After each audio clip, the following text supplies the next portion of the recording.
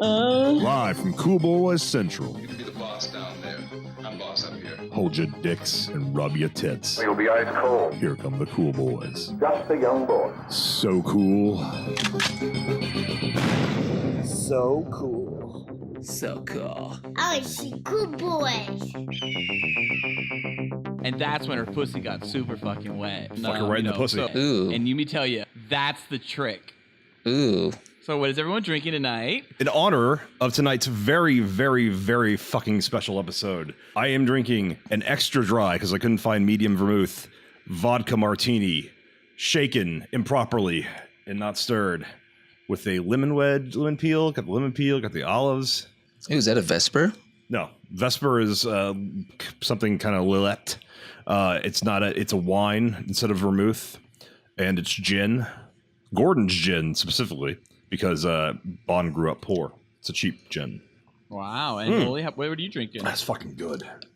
In honor of James Bond, I'm drinking one of his favorite Scottish whiskeys, Macallan 18. Wow, very cool. This is really good. Well, I am drinking. So I guess for a little quick story for my drink. So I literally just moved and have come into my new place, and left in my new place was a whole bunch of beer and alcohol and soft drinks and water, which was great. Like the people before us, they left us a whole bunch of alcohol, like moonshine and all kinds of other great stuff to try. But one thing I saw in the cupboard was a completely unlabeled beer, and all it says on the cap is C IPA.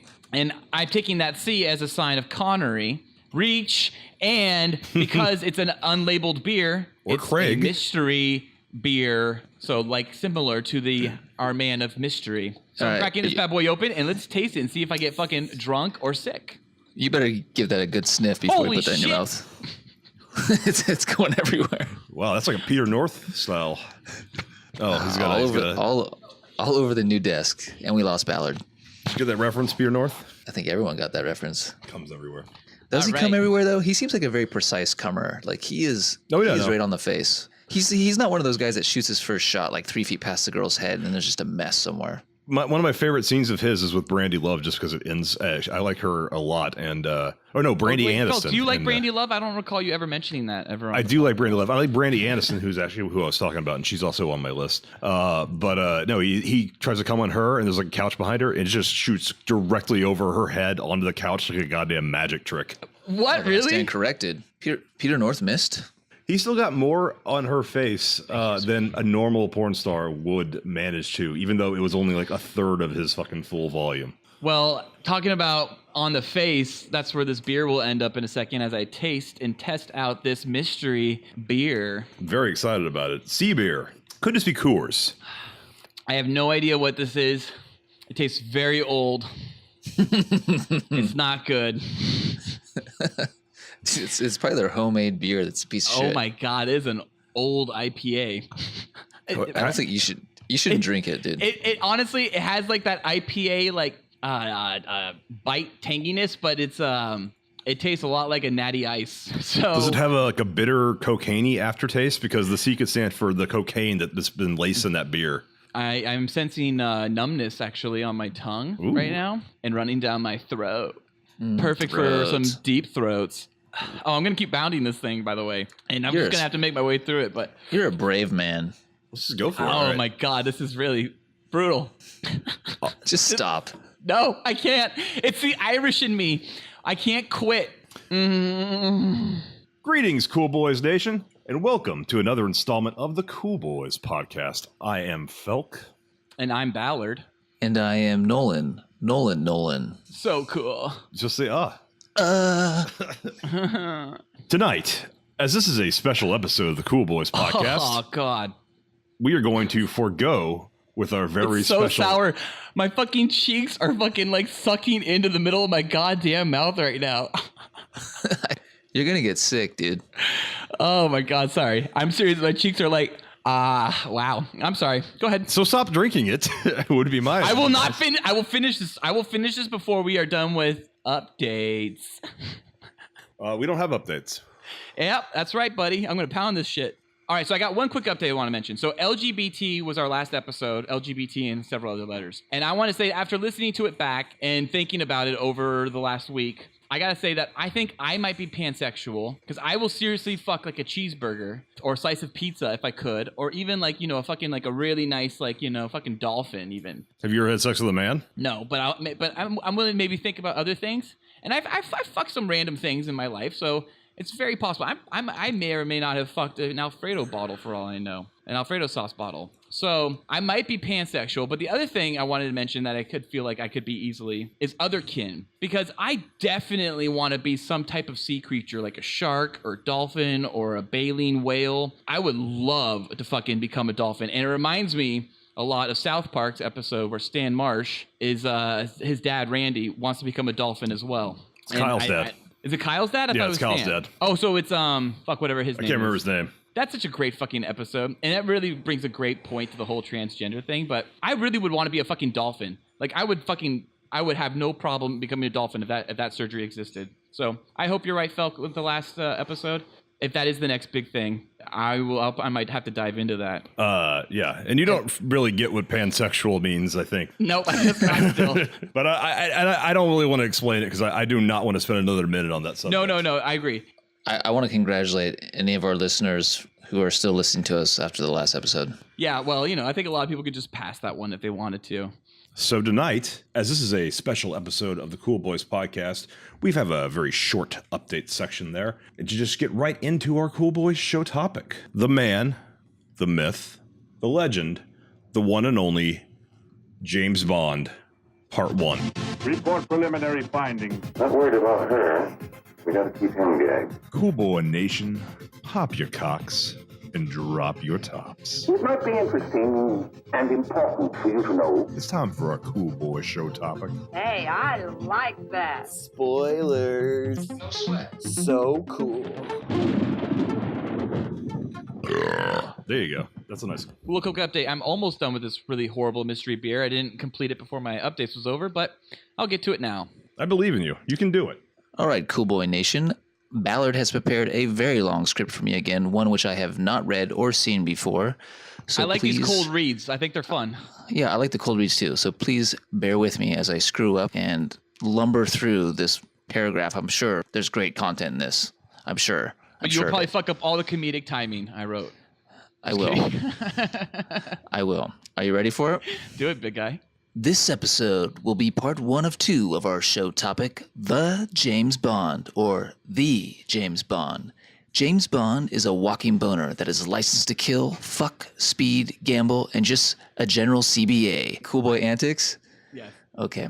James Bond, the hottest fucking British secret agent man ever, was created in 1953 by author Ian Fleming. Ian wrote 14 novels about the man above men, and Bond would go on to star in 25 more books.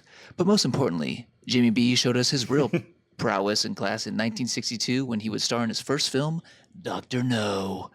He would go on to officially be the exceptional specimen of mankind for a total of 24 films, and with no end in sight, Bond was an amalgamation. Amalgamation. Bond was an amalgamation. Amalgamation. Yeah. Bond was an amalgamation of several special ops, commandos, spies, and true motherfucking badasses that Ian Fleming had met in his time in World War II. So it would only be fitting for 007 to go on and be portrayed by 6 different imposing, picturesque models of the perfect gentleman on film, not counting David Niven in the comedy Casino Royale. And all would become instant sex symbols. Women would become immediately fertile when in the presence of these hunks. It got so bad, especially when Roger Moore was Bond, that the CDC had to release a special alert to women in public to be careful of Roger and his magnetic sex appeal that was more potent than pure adrenaline and tastier than pepper jack cheese. All the chaps that would play Bond would all encounter similar quarantines, but nothing like the more ovarian contagion of 1973. Well, let's stop our tonguing and get into some real fucking and penetrate the show topic and fill it up with our top 10 Bond films of all time. Woo, Jesus, way dude. to go. Jesus Christ. Yeah, I write some wonderful scripts. Well, let's get into the show topic then, guys. Okay, so our first 007 experience. I want to know all 3 of our first 007 experiences because something had to start off our love affair with James Bond. And I am curious what your guys' is, and I'll just start off with what mine was. My father was a huge fan of James Bond and had a VHS called Goldfinger. I'm pretty sure my dad thought Goldfinger was a child's movie, even though I'm pretty sure he had seen it many times before he showed it to me. And it was incredible. It was boring at times, of course, to a kid that was like 6. But it was still an incredible experience, and I remember I saw something important that day, that I was seeing a real man. I was seeing this epitome of men and everything a man could be, and I was just so excited. And I think from that point on, I was just a huge Bond fan. I can't recall the first moment that I saw Bond. I do know when I would go to the video store as a kid, I would see those old school vintage, cover arts on the boxes, and I was like, "What the fuck is that?" And stuff? And my dad would be like, "That's James Bond." So I knew of the character. I don't know when I first saw a movie, but I think I definitely saw Connery first, and it must have been something like either Goldfinger or Thunderball that someone put on, or it was playing on cable on one of those marathons, and I was completely blown away.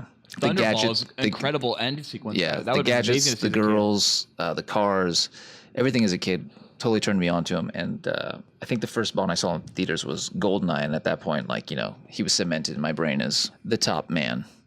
Absolutely, no question. Doc, how about you? My first Bond would have been on the greatest video format of all time, Beta. And it began because my dad was somewhat of a fan of James Bond. And I have no idea how old I was, probably 4 or something. And I saw the cover of it, and I think the cover of this specific Bond movie was how I first figured out that women don't have penises. There's something different going on there, because the cover depicts James Bond posing all cool right between the legs of a hot ass lady with her ass showing. That's for your eyes only. That's one of the best posters of Bond. Yeah, and my dad's like, watch this. This guy, he flies a helicopter through a building. And I guess at that age, I knew what a helicopter in a building were. I thought some kind of magic was going to happen. Like he was going to teleport through it. And then the building, what I saw did not impress me. Wow. Well, okay. Even at 4? Yeah, but growing up, now I am impressed by the visual effects for the time. Is that the one that begins where he drops Blowfield down like the pipe? Yeah, that's the sequence. Okay. Yeah. Yep. So before we get into our Cool Boys show topic, which is our individual top 10 James Bond films, in this episode 1, we're going to deal with our 10 through 6, and then part 2 will bring us 5 through 1. But before we get into that, let's go ahead. By the way, part 2 will be released next Monday. Yes. And those will be the even better James Bond movies. But before we even get into the good James Bond movies that we love, let's discuss which out of all 24 we consider the worst. And one of you guys, I've been very vocal about mine. So yeah, I know what yours is, and I think Ballard and I might have the same one. Mine is On Her Majesty's Secret Service. Wow. I do not care for the ending of that movie at all, with Bond actually crying because his wife was just gunned down in a drive-by car. And it's not like it does. I mean, it's like this weird actor. He's not even an actor. He's a model that they hired to be an actor and play James Bond. Model / car salesman. I thought he was a model as well, a male model. But he was a car salesman before, while he was being a model. He's definitely not an actor. Oh, really? That's honestly your worst. I can't believe that. I think that's the worst Bond that I've seen. Now, I guess I should say, before I say anything else, I am probably the only one of us that has not seen all 24 Bond films. And I've seen a lot of, most of them, definitely the majority of Bond films. But On Her Majesty's Secret Service for me is terrible. I do realize that I have not seen Moonraker, and I can imagine Moonraker being like just no, don't talk about other movies. So for me, On Her Majesty's Secret Service is the weirdest and the most different Bond film. And I really think George Lazenby isn't that great in the role. And he might look the part, but it's kind of a lot of mugging. And then it feels like it's a movie of models. Interesting. All right. I mean like beauty models, not like. No, I got you. I got you. Maybe we'll be coming back to it at some point. Yeah, we might be. So Nolan, what's yours? For me, it is. Not counting the non-canon last Connery entry. What was it called? Never Say Never Again? Yeah, no, it's just the 24 Eon films. Yeah. I'm going to go with Diamonds Are Forever is the worst James Bond film I've ever seen. Really? It's just, he's old. He doesn't care. The The story is terrible. It's mainly set in Las Vegas. It's boring. There's not much action. The henchmen are literally gay lovers that like hold hands when they walk around, and there's nothing wrong with that. And they It's kill just, the like, scorpions. Yeah. Just from what I remember, it's just super boring. And Bambi we're and talking about, Thumper, like, man. Bambi it's and now in Thumper. It's like in the 70s now. Like Star Wars is like right around the corner, and like good movies are starting to happen. And like this movie just feels so dated when you watch it. It's so hard to get through. It's fucking terrible. I'm going to have to do 2 for my worst, just to be clear, because there are 24 Eon Bond movies, but of those 24, only 23, in my opinion, even function as watchable, cohesive movies. So of them, the worst would be A View to a Kill, just because Roger Moore was super old, and the villain by Christopher Walken was pathetic, and it just is a very lame Bond movie. But you could still watch it and comprehend what's going on in every scene and every action sequence. There is, however, one Bond movie that does not function even as a movie. It is a 1 hour and 45-minute jumble of scenes, shaky camera shots, and occasional dialogue that lends itself to a movie that could have been. That is Mark Forster's Quantum of Solace. Quantum of Solace is the only Bond movie I have walked out of. Me and a very good friend walked out of it in a unanimous decision about 45 minutes in. So angry that every single scene, that opening car chase where he crosses the line like 3 or 4 times in like a 20-second period, you cannot even tell what is going on. Oh, I finished my beer a while ago. If I didn't mention that to people, it was absolutely disgusting. I'm gonna wash it down now with some Hops and Mad Angry Orchard. I think that's good. I think I've had that. You should wash it down with some Man with a Golden Gun. Let me finish on Quantum of Solace, because it is not a watchable movie.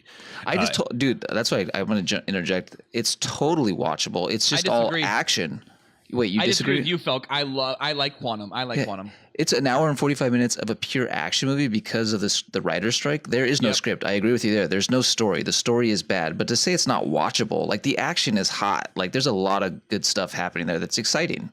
The story is completed by Spectre, though. The action sequence is directed worse than I can imagine any amateur doing it. I almost feel like without a director, that movie would have been better just with its the key members of the crew making that film. I hear your complaints, but you are like way too harsh on it. Like it is not that bad. I think the opening action sequence with the car chase is actually fine. I love the opening shot on Lake Como. I love the tight shots of like the tires spinning, the car grills, the machine gun loading, and then like going into like a fucking like chase cam of shooting. It's very Jack Slater. Yeah, I like it. I like it. Every shot is a third as long as it needs to be. You cannot. I cannot tell what is going on in the airplane action sequence. It's just a mess of shots. The director was trying to do Paul Greengrass, trying to make a Bourne movie, and it's a very fine line to make those scenes watchable. Maybe because you're used to it on a small screen and have a much faster attention span. I liked it. I liked it on the theaters. I liked it in theaters too. I think the Bourne stunt director actually directed all the action sequences in it. That's why it feels like a Bourne. And by the way, I do Martin hate Campbell that did style. a great job of mimicking Bourne as well in Casino Royale. Yes, but he does it right. All right, He does do it right. Well, I guess we should go into our top 10 then, guys, huh? Yeah. In this episode, we will be going over our top 10 through 6 Bond films for part 1. And next week, we will go over our top 5 to number 1 Bond films in part 2. So, Ballard, what is your number 10? My number 10 Bond film, and this was, I have to say honestly, this was hard. This was a lot of fun. This might have been the most fun I've had researching one of our show topics, but this was hard to actually quantify a bunch of Bonds that I have seen, and I've probably seen somewhere in the ballpark of 18 out of 24. Could you get a quantum out of it?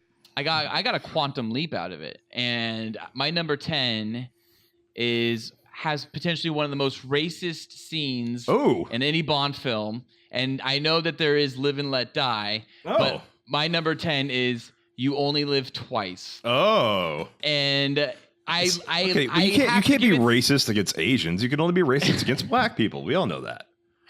And I have to say that I really liked the aspects of You Only Live Twice, of the villain is in a volcano, and like all these other random, like, just like stereotypical Bond things that happen in this movie. And honestly, it has balls really that go fucking real deep, because does no one else have this in their top 10? I have that as my number 10.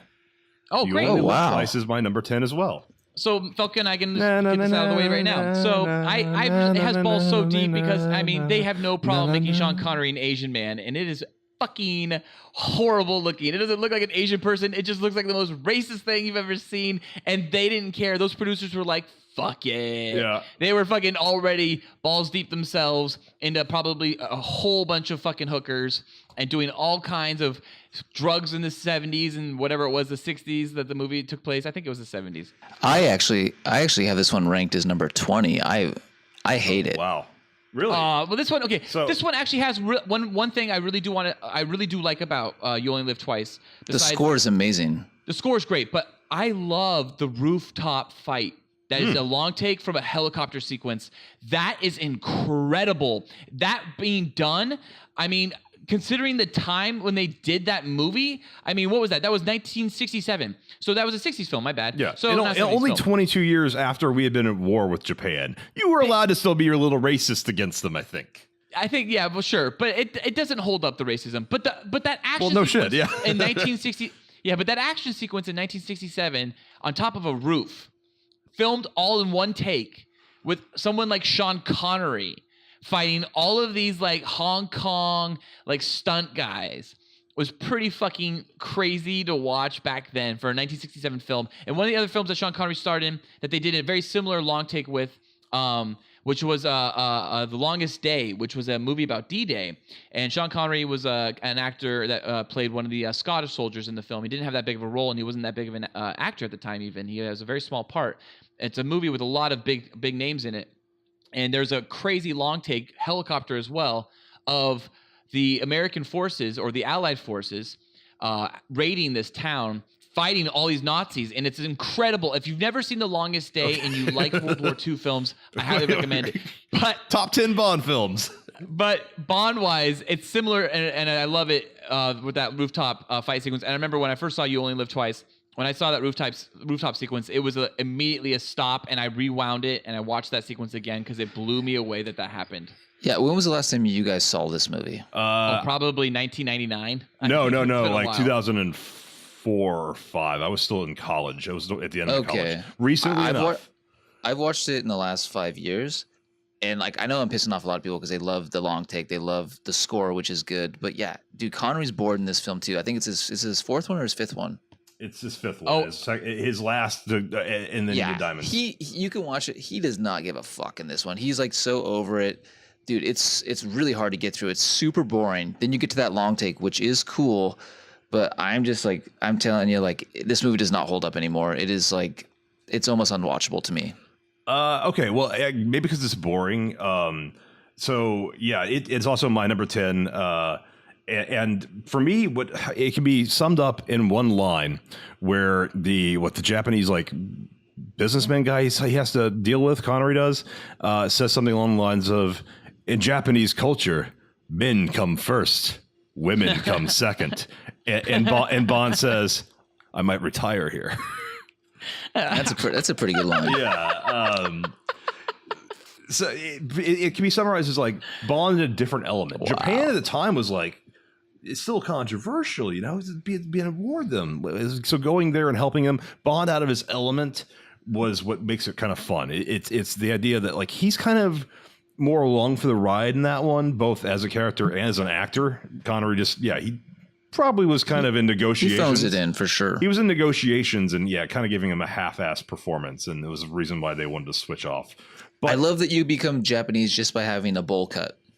And his eyebrows are changed, and that's only Yeah, like just- 10 minutes of the movie. Yeah, There's a whole sequence. 10 minutes too long, dude. And then he only ends up just like betting a whole bunch of like women too, right? Like he just ends up just like fucking a whole bunch of women who think he's Japanese. That's the first time he fucks non-white women. They don't even bother changing his accent. He still speaks with like No, he doesn't. Sean It's so Connery's great. accent with a bowl cut, and apparently we're supposed to take him as a Japanese character. It doesn't make any sense. He's a Scottish Japanese man. It's a dumb movie, guys. I will say for my number 10, I had For Your Eyes Only right there, but I made a last second audible. Whoa! Yeah, and I Hang on, Noli. Do we need an audible theme? No. play the theme. Hit me with a theme. Felk, hit us with an audible theme. Go. Audible. Audible. Put Gotta some get music audible behind this. in here. You better put music behind this. Is it just audible as in it's a football term, right? I don't know what audible means. Is it spelled the same way as audible.com? No, Nolan it's- is referring to the Amazon you change site. you change the play at the line of scrimmage. So you go up there with the play and you change it. So I got here with a movie and now I'm flipping. I'm changing my mind. Fuck, He's all right, go changing for it. it. He's I'll probably have it fucking higher. Let's see what it is. Audible. No, Better get I don't some think- Audible music. Phil, I definitely think you don't have this. Ballard, you might just because it's ridiculous. But I love when you say my name. I don't even hear. Literally, as soon as you say my name, I don't hear anything else. I just hear my name, and I think if people actually been paying attention, as soon as someone says my name, I usually go. Yeah, you're like I a can't- dog, basically. I love it. It's Pavlov. I hear Ballard, and it makes all me right. so happy. So I know people love to shit on this guy's legacy as Bond, so I had to give him some love here. Oh. And let's see if you guys have Dalton? Tomorrow Never Dies on your Oh. top 10. Yep. Yo, damn, Skippy, I do, and I sure got do. the higher. Oh, higher, wow. higher. Oh wow. Okay, I got some Tomorrow Never Dies fans Wait, here. people I am very shit on him? On Pierce? Yeah, they make fun of his movies because he kind of ended on like a bad No, with no, the no. I got CGI it way fuck higher. fest. Okay, that's fantastic. I can't wait to hear more about it later. But just Give me your quick rundown. My quick rundown of it is it has two action scenes in the movie that would be on the top 10 list of Bond action scenes. And so that's why it's in my top 10. Gotcha. Wow, action scenes so tight, yet so low on the list. Well, there's a lot of good movies. Ooh. Okay. Well, Ballard, then what is your number 9? Felk, I want some number 9 music too. I want every single number to have a different musical track underneath us. Nope. No, I'm just kidding. Don't do it. Yeah, don't do that. That's a lot of work. All right. Well, I dropped a little clue to my number 9 in my little number 10 rant. And my number 9 is Live and Let Die. Okay. Down. Not on my list. Down. Not on my list either. Do-do-do. Wow. Do-do-do. Dude. It's actually very low on my list. So, That's another Live and one. Let... That Bond, it's one forgotten. Ballard- It doesn't make much sense anymore. I can't hear him. I can't hear You him. were young and you were something. Yeah. couldn't. I like Paul McCartney a lot. That is a terrible theme. It doesn't feel like a Yeah, Bond but you know theme what? at I got fucking all. covered really fucking well. Guns I like that and song a lot. motherfucking The Guns, Roses. yeah, the Guns N' Roses cover is way better. All right, so Live and Let Die is the only Bond movie that has supernatural elements in it. There's a psychic played by Baron Jane Somni. Seymour, and there's fucking voodoo magic that happens in that movie. Jane Seymour plays a psychic. It's completely out of place, but it's actually an entertaining movie. Yeah, I Jane have it Seymour ranked looked hot actually in as it's my number 15, and I will say it had that boat chase is really good with that stunt.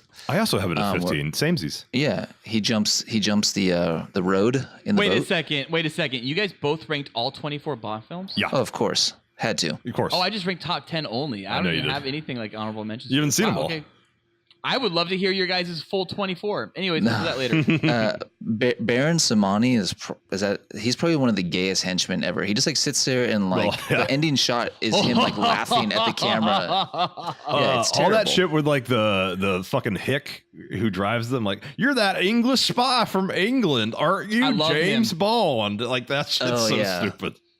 Yep. And then the sound of the car, doesn't it actually go whoop when it does Yeah, there's like a slide flip whistle over them? for a car chase.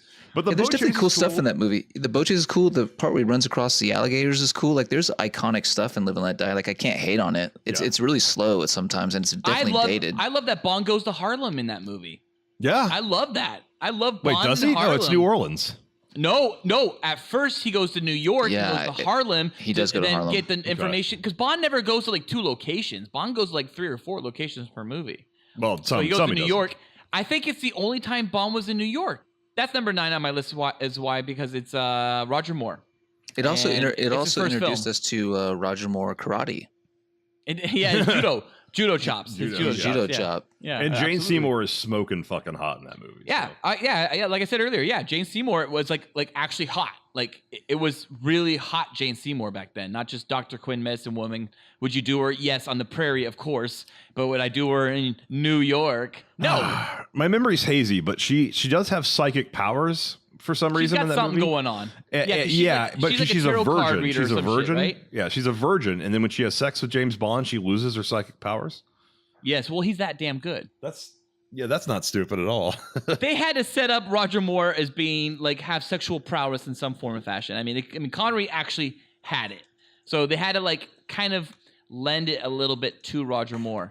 Oh boy, did they! Okay, I'm up. You're number 9, Nolan. Ooh, my number 9. I don't think you guys are gonna have this on your list. Probably not. So let's check it out. Because does anyone have Timothy Dalton's first outing, The Living Daylights? Way high. Okay. Wow. Oh no, wait, no, but higher. No, higher, just higher. Okay, higher. Oh. Wow. I like it because it brought Bond back kind of to the Connery style. It got out of the campiness, and we're back to a hard edge Bond who's smoking cigarettes. He's fucking drinking. He's fucking killing, and he's not fucking joking about it. Oh yeah, I have a lot. That's why I like to it. say about Timothy Dalton. All right. So my number 9 is probably going to be higher up on one of your guys' list. That is cue it, Adele. Let the sky fall when it crumbles. Okay. Higher up. Yeah, I have that. I have that higher. I have that much higher. Okay. We'll talk about Skyfall soon. Why do you like Skyfall? Tell us a little bit about Skyfall. Yeah, it's just it brings it back to being a kind of a thriller. It's a cool thriller without the James Bond and James Bond layer on top of it. All right, so then that means it's me and my Fuck number me, James. 8. Fuck me. My number 8, I'm sure, is on your guys' lists at some point. If not, I don't know what you're smoking. My number 8 is Thunderball. Oh, not on my list. I have it higher. Fuck I had it at bitches. so I had it at 11, and that was the one that I could not decide whether or not to put it or You Only Live Twice on the list. But I'm glad someone has it on the list so we can discuss it. All right. So for I don't know where it is on Noli's list, but I know for me, fucking most incredible, grandiose stunts is the underwater action battle sequence at the end. I'm sure we'll get into it more later, but that sequence for me was just stellar. Okay. I mean, I agree. holy fucking shit. Thunderball's your number 8, Ballard, right?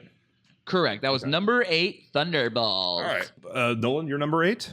My number 8, I know you guys are going to have it on your list as well, is a little movie called From Russia with Love. Oh, I have that so much higher.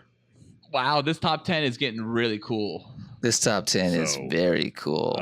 Okay. Well, I'm feeling part 2 will be we'll much touch better. upon we'll touch upon From Russia with Love a little bit later. But for me, I like it because it started everything that is Bond. Doctor No's a little like they were trying to figure it out. From Russia with Love, the template was set, and every movie from then forth would follow that template, and that's why I have it at number 8. I fucking love it. We will discuss it. Yeah, it's a great at movie. some point. My number 8 is Tomorrow Never Dies. All Well, right. I have that higher. Okay. Well, we will discuss Tomorrow Never Dies very soon, but it is a fun movie. And Tomorrow Never Dies was my number 10. BMWs.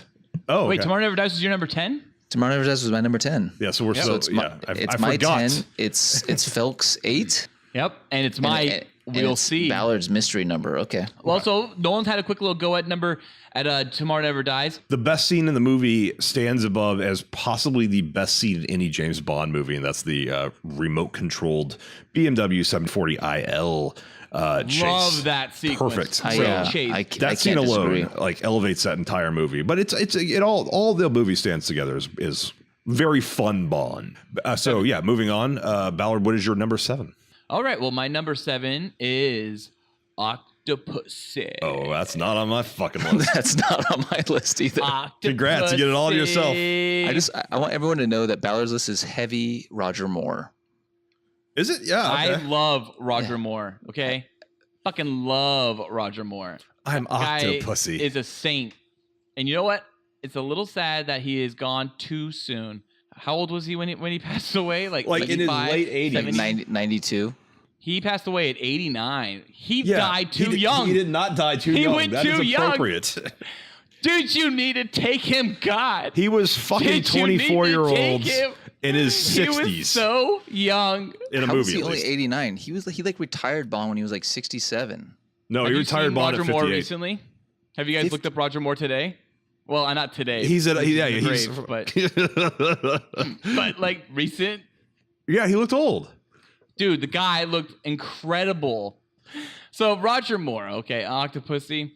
That's like his second I love worst. Octopussy. It's an incredible title. First off, that's enough. For 8 me. vaginas. But I love the German car chase in the third act. Is that second act or third act? It's at the end of the second or beginning of the third. But I love that fucking car chase and the fact that Bond dresses up as a clown. How can you love that? That is the worst thing that Bond has done. I love that because the 009 dressed as a clown, and I just love that there's like 2 different 00s dressing as clowns in this movie. What a disguise. And I love the end sequence on the fucking plane. I love that whole sequence on the plane and the getting on the plane and fucking jumping out of the plane and all that shit. It was a fucking incredible.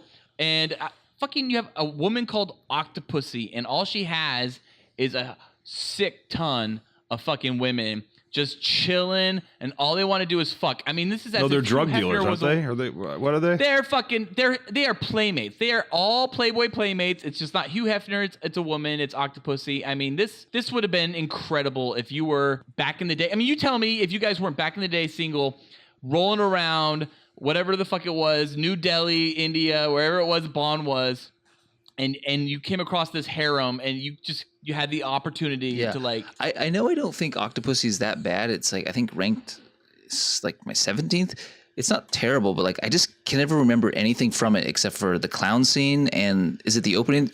The opening scene, he flies the plane like through the barn. Is that the opening scene? Yeah. That whole fucking no. Yeah. The opening scene is I thought it was the 009 dying. Yeah, right? that's right. Yeah. Okay. It's just a movie that's completely forgettable to me. Like, there's nothing really great about it. The Fabergé egg thing at the beginning. Fucking barely remember it. I think it's a horrible movie. Yeah, it's not that I love good. it. I can't believe it's on your top 10, but I knew it was. I knew it was fucking gonna Bond's an alligator in that movie. Is it Bond is the alligator or Felix? I don't remember. But someone's an alligator in that fucking movie at one point. I remember someone sneaks up as an alligator. It's great. No, that's a good one. That is that is classic background material Bond. You throw that on in the background, you can have that one movie running 24 hours a day, and it keeps you guessing. Am I watching a different movie? Or is it still Octopussy? I don't know. Yeah, exactly. Why is this fucking clown trying to get rid of a bomb like the Adam West Batman? See, it's like it's so not right for Bond. That was the beginning of the end. There's a reason Spike TV runs Octopussy equivalent of 10,000 hours a year. Yeah, because it's fucking cheap for them to fucking air. It's probably. So fucking. I'm just impressed easy. they got Octopussy on a poster and on like the cinema matinee signs.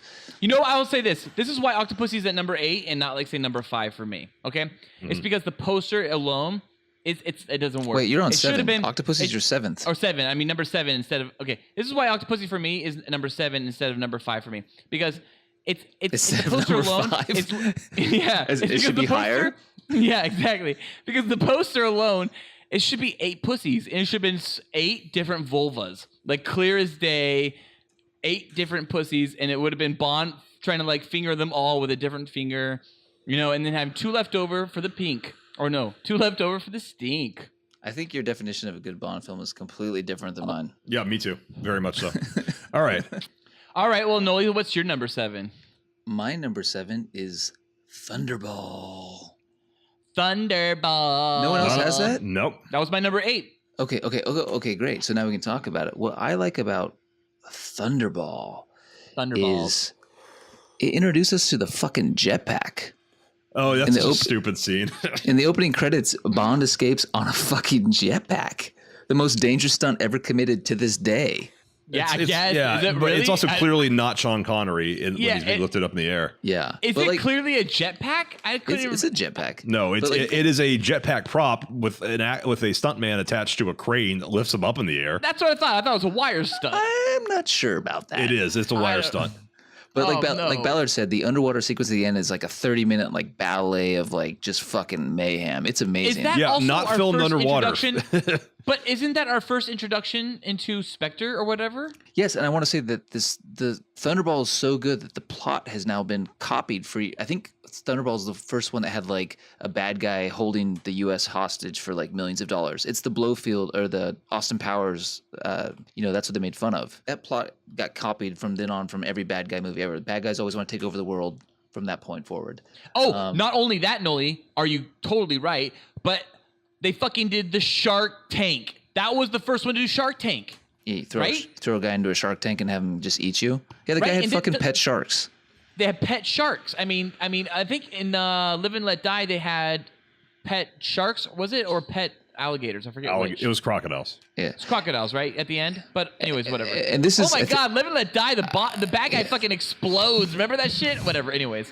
And this is, I think, Connery's 4th time out, and he's at his prime here. Like, he's firing on all cylinders. Like, he's amazing in the movie. He's, like, shooting harpoons into guys. And what's his line when he shoots them? I don't remember. Oh, I do remember that. I think he got the point or something like that. That's it. That's it. Yeah, I think you got the point. Yeah. Yeah. Everything's firing on all cylinders in this movie. Like, it's a fantastic. It's one of the first Bond films I saw, and I loved it ever since. Look at me right now, Money Penny. Once I get that bone, get to know ya. I think we covered it. Okay, well... No, dude, we barely covered Thunderballs. Thunderballs. No, now I can finally talk about Thunderballs. It's also a very weird title. I don't remember... What was the Thunderball? I don't remember what the Thunderball... Was that the main weapon?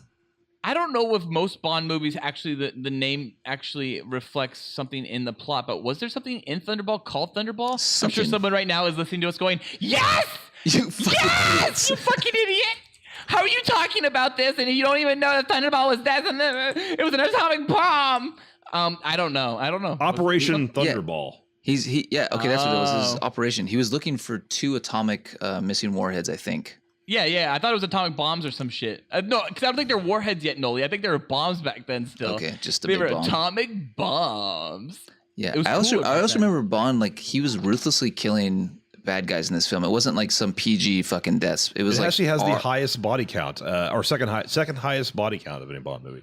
It also has like one of the hottest fucking Bond girls, and we can get into that later with talking bodies. We do. But fucking Domino is primo. I mean, great name too. She is too. Yeah. Should we move on? Let's move on. Yeah, my number. Okay, so my number 7, which was mentioned earlier, and we can now discuss it. What is that? What? The Living Daylights, as sung by Aha, and one of my kind of favorite Bond themes. That is The Living Daylights, the first Bond film starring Timothy Dalton, and I have a lot of affinity for Timothy Dalton.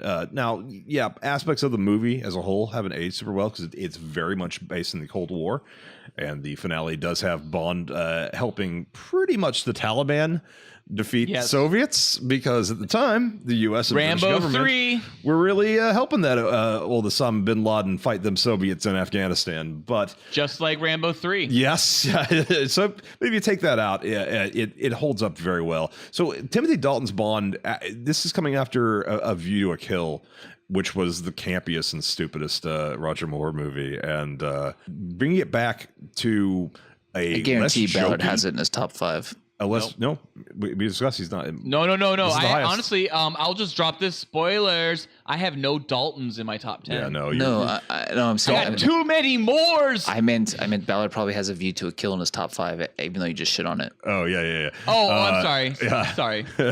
But keeping on The Living Daylights, I totally thought you were talking about Living Daylights. Dalton's Bond specifically plays it as kind of it wasn't written originally, which is the idea that Bond is a functional sociopath.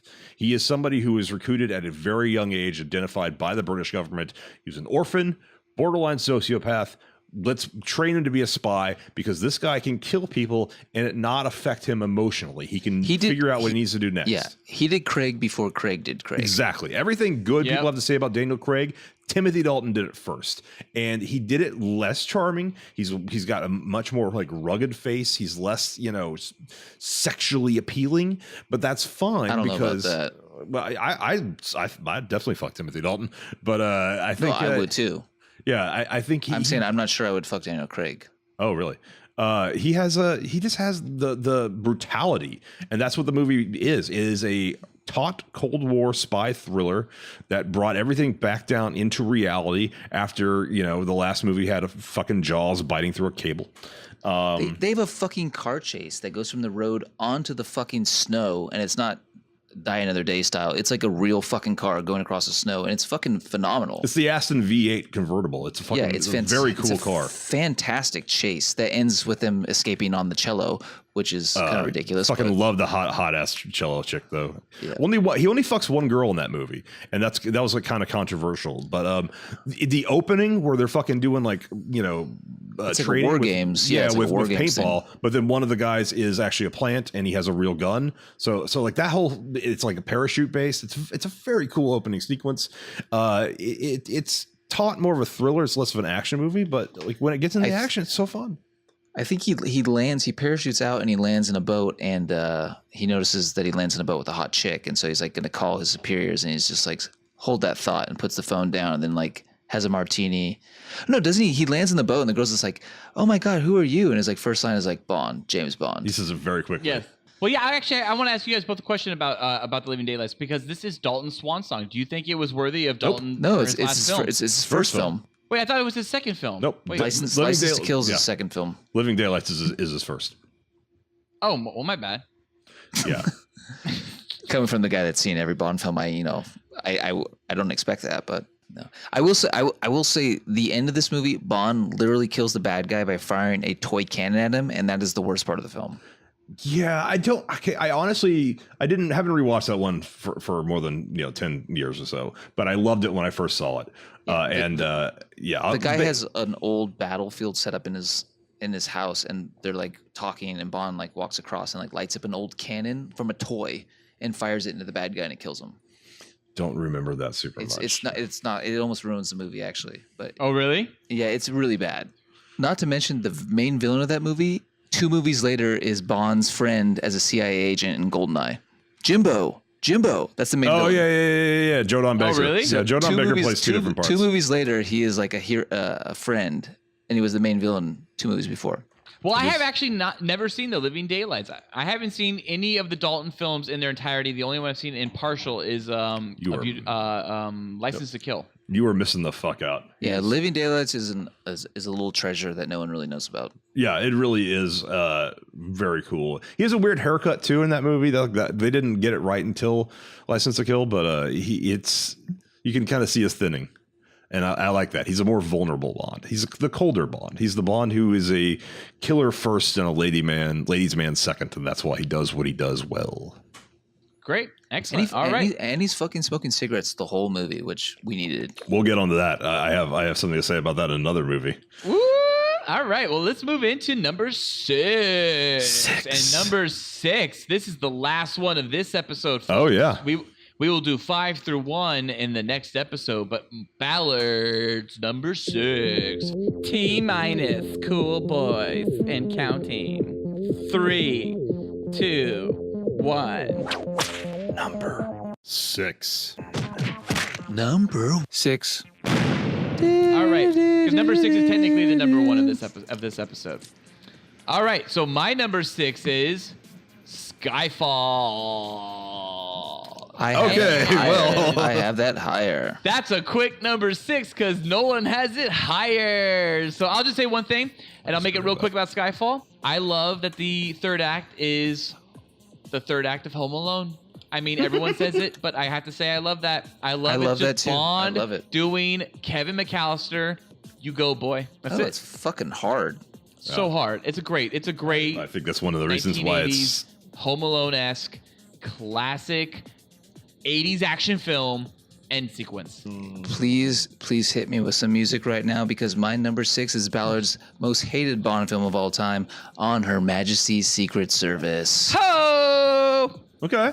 I don't have it on my list. You didn't have that on your list? No, I just You know what the problem is? You know what the fucking problem is, Nolan, and why you like this one so much? It's because you are possibly the most handsome human being I have ever touched in my entire life. And you've touched me? That's all George. Oh, many times. And and that is George Lazenby in a nutshell. I have it at 14. He's handsome. This guy is so fucking handsome. He is. And so you are just like, you just got your handsome thing going on, because you handsomes just always hang out together and know how to like, kick it. I don't particularly like him as a Bond. I don't either. He goes through like a fourth of the movie. He's like in disguise as like a count or a duke, and like he's it's just a bad he wears Blofeld. He wears stupid. It's a bad outfit. Blofeld. He wears glasses and smokes a pipe, and Blofield's like with him the whole time, and like he doesn't recognize him. Like So, it doesn't, yeah, it's kind of like You Only Live Twice, where it's just a bad disguise. His disguises are that frilly fucking like Dickie thing that Austin Powers wears, and then where he has a kilt. So it's like Bond's wearing a dress. I get he's Scottish, but like it's just wrong. Yeah, but but what I like about it is the cinematography in this one's completely different. Like if you turn it on, like it's not like a Bond film. It's completely different. Like even the opening. It's not a Bond movie. Yeah, No, the opening's weird, where it's like a silhouetted Bond fighting guys on a beach, and then like he walks to the camera and he's like, "You were expecting someone else" or something like that. It's like a very weird. It's never happened to the other guy. Yeah, I don't know whether. Yeah, that's what he says. I don't know how this movie got made. It's very weird, but I love the cinematography. The ski chases are like the fucking music. It doesn't really have an official theme song. It just has a score, which I can't do off the top of my head right now, but you should Google it. It's an amazing score. Well, I gotta say on that whole thing when he was on the beach, he's like, I thought you thought it was the other guy or whatever. Like, I love that because it is the first time they changed a fucking the actor. I mean, it was no longer Sean Connery. It's the first time there was an actor change because Sean Connery would end up doing the film after On Her Majesty's Secret Service because George Diamonds Lazenby Are Forever, sucked so hard. right? Yeah, Diamonds he Are sucks. Forever. He's So- he's not a but great that's Bond. great because that's the first time they ever acknowledged that, like in like a major like shared universe type of thing where they were just like, we have to acknowledge the fact we just changed the actor. What you're saying though about Connery coming back, like if Connery was in this one, I really think it could have been the best Bond film ever. Like the story was there, and the last 30 minutes is a hardcore action scene. Bond's fucking like sliding down headfirst a toboggan run, shooting a machine gun. There's like a toboggan chase. Like it's fucking hard. It is a cool movie. It's It's just recently, different. Yeah, I will not get into it too much. But recently, I watched the newly made Hulu documentary called "Becoming Bond," which is all about George Lazenby's like entire life, and only the second half even deals with Bond. Basically, it was a arrogant car salesman / male model who tricked his way into getting that part, played the role once, and then decided he didn't like the attention and the contracts and walked away from it and pretty much acting in general. And I feel like that's the problem. It's a trick. He's tricking us into thinking he's Bond rather than being Bond. Yeah, Felk has playing in the weird. background right now. The World Is Not Enough, and it is a great sequence. Yeah, it's the The fucking helicopter with a ridiculous fucking saw blade That hanging from it. helicopter with the random saw blades that's made for cutting trees. Yeah, That not on my list. that thing does not exist. It's not on my list either. But Felk, I gotta appreciate that. I've been watching Bond this episode in the background. Thank you, Felk. Felk, because you did that only for Nolan and I. You yeah, didn't no, do I that for can't see anybody it. else. I just want to say my last thing on the movie is, yeah, he's not that great. He's just arrogant. but He's just because he's arrogant. He got the part. Everyone should give it a try because it's a completely different Bond film. It doesn't follow any of the same formulas. It's different. It's weird, and there is good action in it. And like I said, if Connery was in it, I think we'd all be singing a different tune because it is a good movie. All right, well, Felk, it is time then, and this is the one and final number for this episode. Yes, Felk, it is. What is your number 6? My number 6 is No. Dr. No. Doctor, here you go. Is that higher on your list?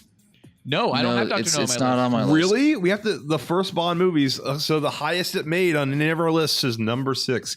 And I think that's because it's not quite there yet. There's no gadgets. The opening is not a typical Bond opening. There like is it's just no score. opening, really. I'm talking about the like opening credits. It's Yeah, just it's score like it's and then fucking like 3 it's like the circle blind popping mice. up. Yeah, it's weird. Yeah. Yeah. No. It's a good film. It's it's just Bond. The character is unfinished yet. We just got to the tip of the iceberg of what he will bring to us later on. That's why it's not in my top 10. I don't dislike the movie. I think it's a good movie. I haven't seen it since I was a kid. Honestly, I just remember liking it. I do like it. It's not in my top 10, but yeah, it was a good movie. It had some interesting points and had some I have it interesting at influences. 13.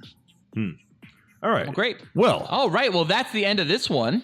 that was our gripping top 10 through 6 Bond films. Be sure to tune in next week for our epic conclusion to our top 5 final Bond films. In the meantime, let's get to talking about some sweet, sexy Bond bods. All systems ready. 3, 2, 1. I saw him out walking with his girl. Oh, Talking bodies. Yeah. Talking bodies. Oh, yeah. As always, Talking Bodies has us discussing the wonderful world of mega hotties and super babes. So, Cool Boy Nation, to enhance your body experience, strap on that hard drive and whip out that keyboard and let's go Googling for some sweet-ass Bond bodies and dongs. Let's get into top 3. I think you throw in Honey Rider for sure. Yes, she's number. I think she's number one. Wait. What's the name of this top 3? What is the name? Old school Bond girls. So this is Bond girls of the Connery to Moore era, which is a fucking long ass era considering that Roger Moore was James Bond for 27 years. It is. It's a long era. Absolutely. All the Bond girls from Dr. No in 1962 until to A View to Kill. A View to Kill in 1985. So 23 years, which means that the girl who's in A View to Kill was 1 when the first Bond movie came out, even though, because she's 24 in the movie, even though James Bond is played by a 59-year-old man. Well, let's talk about how those 59-year-old man crushed some puss. He did. No. God bless her heart for not making that happen actually in that movie. Wait. I want to give out my top 3 real quick, and we can see where you guys. It's Wait, for your eyes. It's for your eyes only. He meets like. What are you talking about right now? He's talking about the chick, the main chick from View to Kill, who he does fuck, and then he also fucks a hot black chick who's kind of mannish, but she's still got a pretty good bod. But both are in their fucking 20s, and he was in his late 50s. I'm thinking of the ice skater from like. That's for your eyes only. For your eyes only. Yeah, okay. He doesn't fuck her because they knew then it seemed too weird. She looked too young. And then they did it anyways with a girl who was basically the same age, even though he was many years older in A View to Kill. Is it okay? Well, are these people you want to put in the top 3? Seriously? No. Okay. But she is hot. Well, she is hot. The chick from A View to Kill. So I think you're throwing in Honey Rider. Rider. That I would say is that I have Ursula Andress as my number 1. Honey Rider. Dr. No. Me too. Honor Blackman, Pussy Galore, Goldfinger. That's my number 2. And Claudine Auger, Domino Derval from Thunderball. Holy fucking shit. She could be number 1. She could be number 2, but she will be number 3 for me. She is great. Your list is solid. I just want everyone to Google Tiffany Case from the Abomination Diamonds Are Forever because she's so fucking old. She's like 40 No years one old. loves her though. No one has always loved her so much because of that rat. Oh no, that chick's okay. That chick's pretty good. It's not the Felk, she's old. You're right. She's old, but she has a huge tete. Yeah. She's a MILF. She's a MILF. She's probably like a 40 huge. We're talking about a 60-year-old Connery in this film who walks around with his shirt off and he has like a fucking gut and gray chest hair. Big old fucking gut. He is so out of shape. Yeah. It's great. Yeah, he doesn't. He doesn't give a fuck. So they gave Tiffany Case, who might be like a 40-year-old mom in the movie, but she's got a great rack. But I still don't think she's like quality top 3 Bonds of old school Bond. I'll go first then because my top 3 would be Carol. I don't know if you're going first technically. I think I already gave my top 3, but you can go ahead. Well, we should all recap ours. I'll go second then. I don't have a top 3. You gave your top 3. I don't have a top 3. My top 3 was Ursula Andress, Honor Blackman, and Claudine Auger. All right, so 3 up would be Carol Bouquet as Melina Havelock in For Your Eyes Only because that wet T-shirt scene. Is she the hermaphrodite though? No, she is not the hermaphrodite. That's a way less important girl. But no. Who do you like? Who do you like from For Your Eyes Only? Not the fucking tranny. Caroline Cosey. Cassandra Harris. Is that who you're thinking of? Count Lilith von Schaff. Wasn't Melina Havelock? Wait, she was the tranny, wasn't she? No, she was not. She was not. Bouquet or whatever. Oh, who was the tranny then? Okay, so the chick I'm talking about is Carol Bouquet, Ms. Melina Havelock, the main girl from Your Eyes Only. Yeah, she's kind of manly. She's not the tranny. The tranny is Caroline Cosey. I don't know if she's better than Domino or Pussy Galore. I find her attractive. I mean, come on. Pussy Galore is a little bit old of a chick, and she looked banging, dude. Pussy Galore is pretty good. But I didn't say who my number 2 was. I didn't say who my number 2 was. But it's not Pussy Galore. It's the Russian chick, Daniela Bianchi as Tatiana Romanov from Russia with Love. I think her face is perfect, and I want to fuck it. What do you guys think about? And then my number 1 is Honey Rider. Mary Goodnight from The Man with the Golden Gun. She's pretty good. I like her. I like that name. Tatiana Romanov, I think, was like it's a little too little too Russian. I feel like, honestly. I like No, Russian. she's pretty. I like Russian. I want to point out in Mary Goodnight, there's this Wait, Mary Goodnight from what? Man with a Golden Gun at the end when the place is exploding. Roger Moore and her are running. Roger Moore jumps and pretty much throws Mary Goodnight, who lands directly on her fucking knees. You can see this in the shot. It's them. He throws her, and she lands on her knees. And I know that did not end well. And I know after that take, there were some words exchanged. Ooh, oh my gosh. So Britt Ekland, you don't think she got a little mad at Roger? Oh, I think so. Yeah, he pretty much it wasn't intentional, but he threw her to maybe like add to the stunt to get out of the way of an explosion, and she goes and falls very clumsily on her knees, and it does not look good. I gotta say, the Man with the Golden Gun, Maud Adams, who also would play Octopussy, was pretty hot back in The Man with the Golden Gun, and would get a little bit too aged for Octopussy. Still hot, but a little too old. She did have 8 vaginas. She did. And then, Felk, was that your full number 3? Yeah. I mean, I could definitely do honorable mentions. Well, I gotta say, honestly, I think Ursula Andress, Honor Blackman, and Claudine Algier are better than all 3 of yours. There's nothing wrong with that. But my number 1's Ursula Andress. Oh, it is? Yeah. Okay, Yeah, and then mine your too. number 2. So she's I think number Honor 1. Blackman and Claudine Auger are a little bit better than Britt Ekland and Daniela Bicani. Those weren't my 2. Britt Corrigan Eklund was on Nolan's list, not mine. Brent Corrigan. Wrong list. Wait, Nolan. Is Brian Gosling on your list? I think so. Okay. All right. Well, I think the list should go Ursula Andress, Honor Blackman, and Claudine Auger. Nolan, do you agree? Who's Honor Blackman from? I'm gonna have Galore. I'm gonna have a lot Where's more she fun. from? What? Pussy Galore. Oh, Pussy. Goldfinger. No, she's too old. She's too old, too mannish, and she's a lesbian in the movie. Okay, well then Basically, I think if that's Pussy the case, Galore's a lesbian. then I think it goes Ursula Andress, Claudine Auger, and we can fill that number 3 spot. Come on, let's do it. Who's number 3? We got Ursula Andress number 1, Claudine Auger number 2. Who's number 3? I can take Tatiana Romanova. Yeah, absolutely. fuck yeah. There you go. Yeah, This can be that's 1. that's number 3 right there. So boom. We didn't do so Domino? There you go, folks. Our top 3 is going to be this: Ursula Andress, Honey Rider, Dr. No. Number 2, Claudine Auger, Domino Derval, Thunderball. And honestly, she should be number 1. The only reason Ursula Andress is number 1 is because Ursula Andress has incredible tits.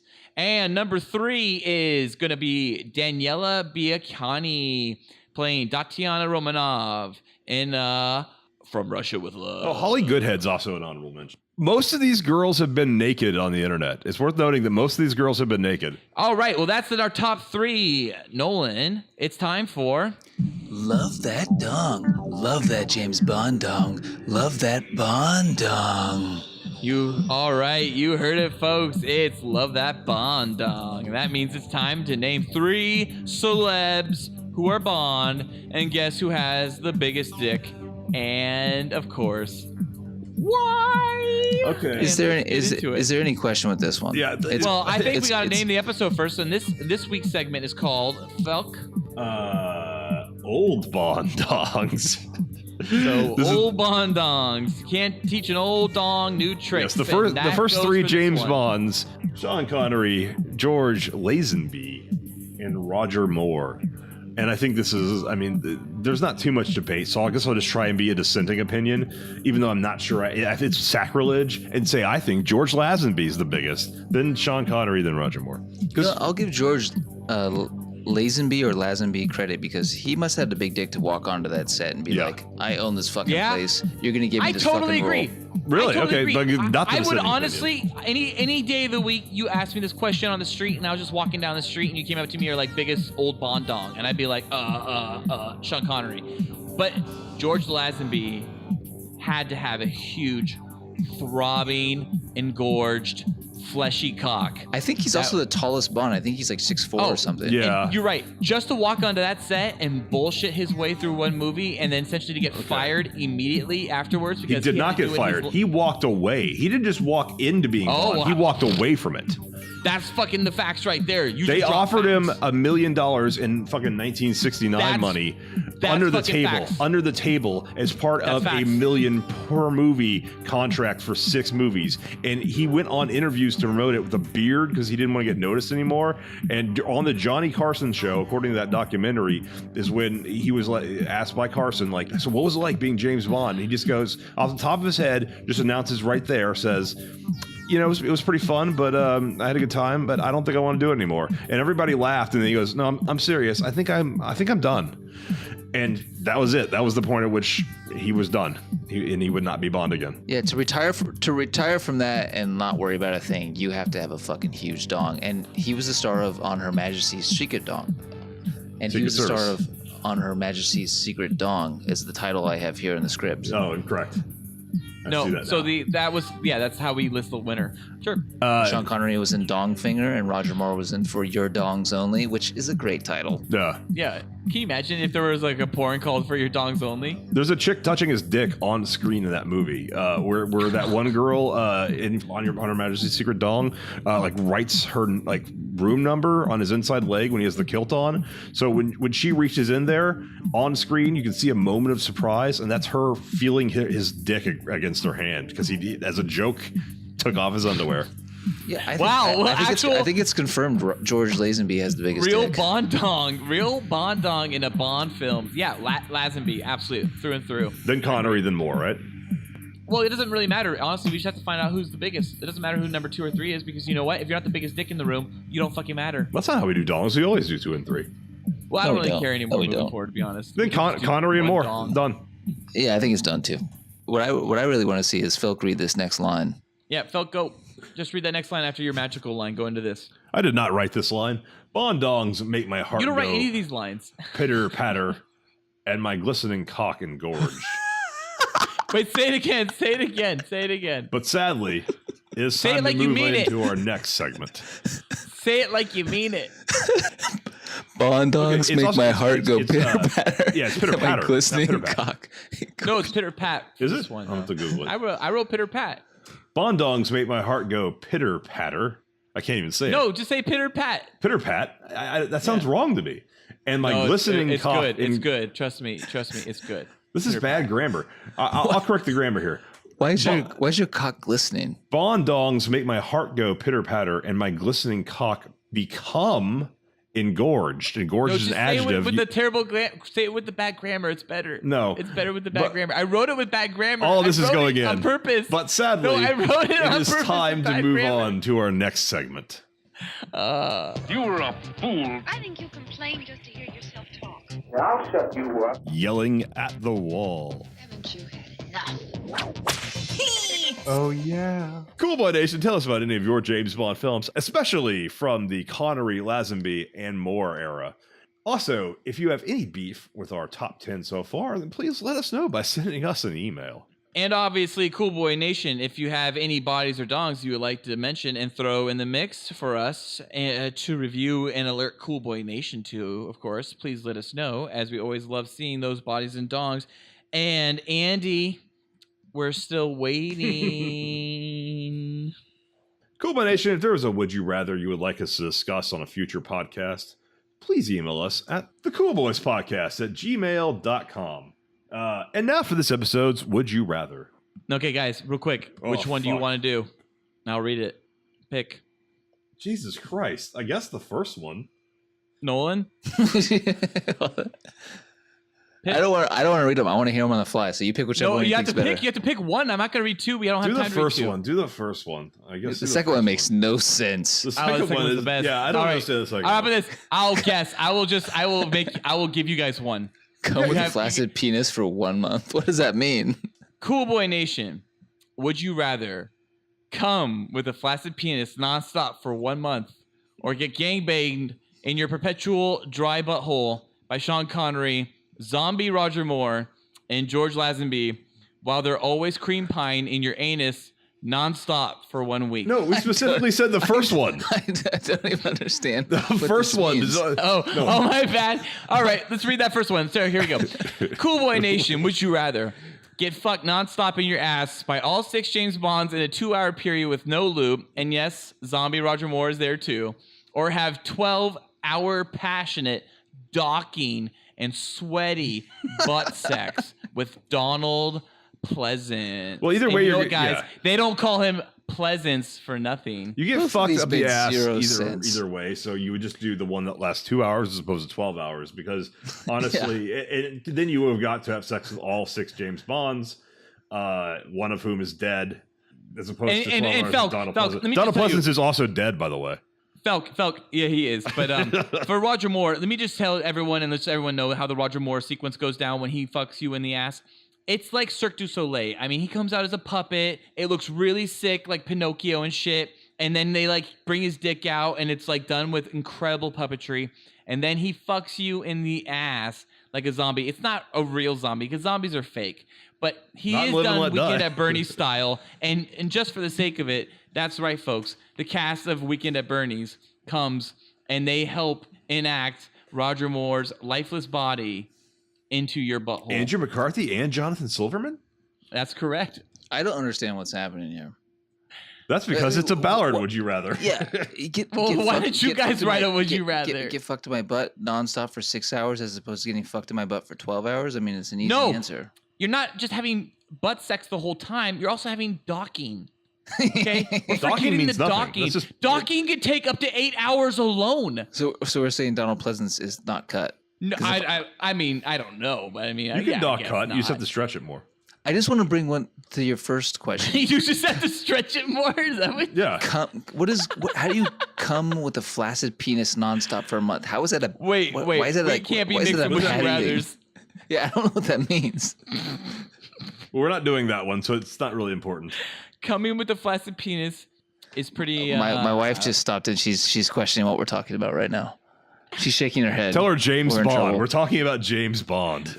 Yeah, make sure she knows we're talking about the James Bond Part 1. Yeah. All right, well, let's just answer it real quick. Okay, so yeah, I think it's a 2 hour with all 6 Bonds. That's pretty incredible. That's a fucking like. There's coupons for that, I'm sure, on Groupon and Yelp. So I mean, done. For me, it's all 6 Bonds, fucking me in the ass, no lube.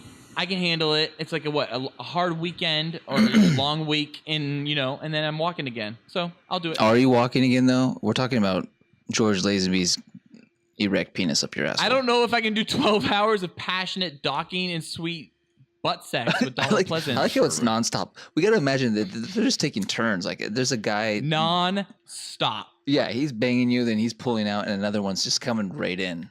They're having coffee breaks in the meantime because there's 6 of them. They can plan it out properly. Lazenby takes a while, so they all know when Lazenby's around. They got a solid hour to 90 minutes. It's only 2 hours. It's only 2 hour period. I could handle it. I imagine Connery comes real fucking fast. I think Connery's a businessman. 2 hours. And Roger Moore, he's not dead. 12. So he's just naturally coming out of his penis the whole time anyways. The 12-hour passionate docking session completely turns me off. Have either of you seen a photo of Sean Connery, though? It's possible he's like a skeleton at this point. Oh, I guess Roger Moore's dead, so he's still probably in better shape than him. You know what? There you go. I mean, Walking Dead fans will be happy. There you go. All right, well, I'm choosing come with a flaccid penis nonstop for 1 month. Well, Cool Boy Nation, why don't you tell us what your would you rather would be? But I think it's obvious for us 3 that is the getting fucked in the ass for 2 hours no lube by all 6 Bonds. It's a privilege. Well, that brings all right. Well, yes, Nolan, yes, Felk, yes. Yes, I agree. I don't even know. I agree. I think the first you don't one. even know you have to answer, Felk. The first one, the 2 hours by all 6 answer. Bonds. I already answered the beginning of this. Well, that brings us to an end of tonight's episode. That was our top 10 through 6 James Bond movies of all time. Tune in next week for part 2 of our James Bond special, when we'll reveal our top 5 to number 1 James Bond films, as well as the latter eras of Bodies and Dongs. New episodes of the Cool Boys Podcast come out every Monday. Be sure to follow us on Twitter at Cool Boys Podcast. Email us at thecoolboyspodcast@gmail.com. You can like and subscribe to us on YouTube, and you can find us on YouTube by searching for The Cool Boys Podcast. Please be sure to rate and review us on iTunes as The Cool Boys Podcast. And if you'd like, you can donate to us on Patreon and receive additional episodes of Cool Boys After Dark and a special Cool Boys shout-out on our normal episodes that air every Monday. You can find the Cool Boys Patreon at patreon.com/coolboyspodcast. Thank you for listening. Stay cool, Cool Boy Nation. Until then, it's Byzies from Velk. And that's Byzies from Ballard. James Ballard. Nope. And that's Byzies from Nolan. That's it. James Nolan. Nah. Actually, no.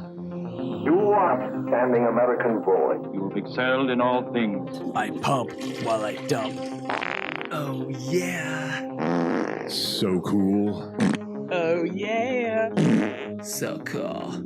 Oh, yeah. So cool. Get out of here, damn silly. Get out of here! Oh, yeah.